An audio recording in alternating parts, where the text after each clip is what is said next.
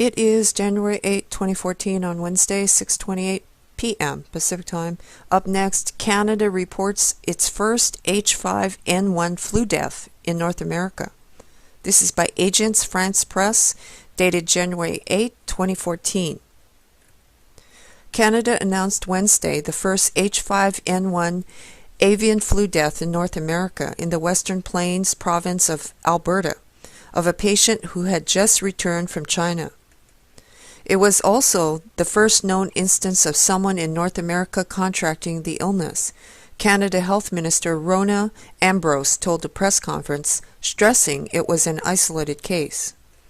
Officials said the victim, whose gender and other details were withheld to protect the family's privacy, had recently returned from a trip to Beijing.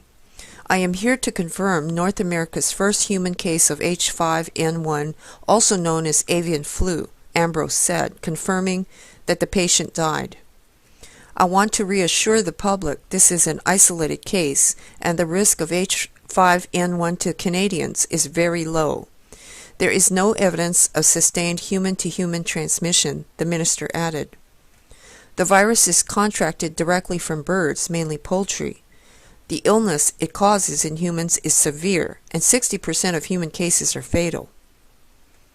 The victim began to feel ill during a December 27 flight home to Alberta province, developing a fever and headache.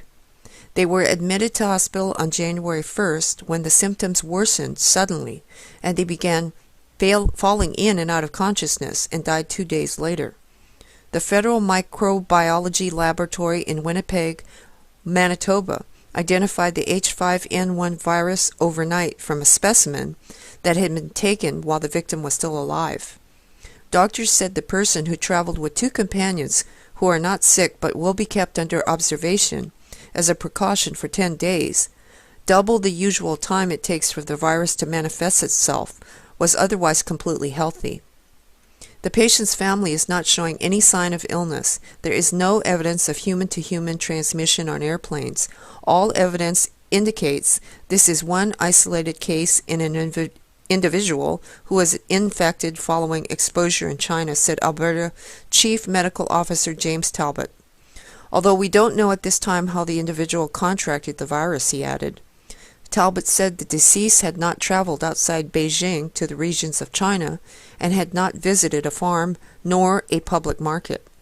Canadian officials have notified China and the World Health Organization, but said they are at a loss to explain where or how the person contracted the virus. Authorities have also secured a passenger list and will be contacting others on the same flight of the victim to reassure them of the extremely low chance of contagion. The victim flew from Beijing to Vancouver on Air Canada Flight 030 on December 27 and then went on to Edmonton, Canada aboard Air Canada Flight 244. The person's final destination was not revealed, again for privacy reasons, but he or she was treated at an Edmonton hospital. All right. So that's the first case of the avian flu in North America. That's going to do it for now. Thank you for watching. Pink Eye.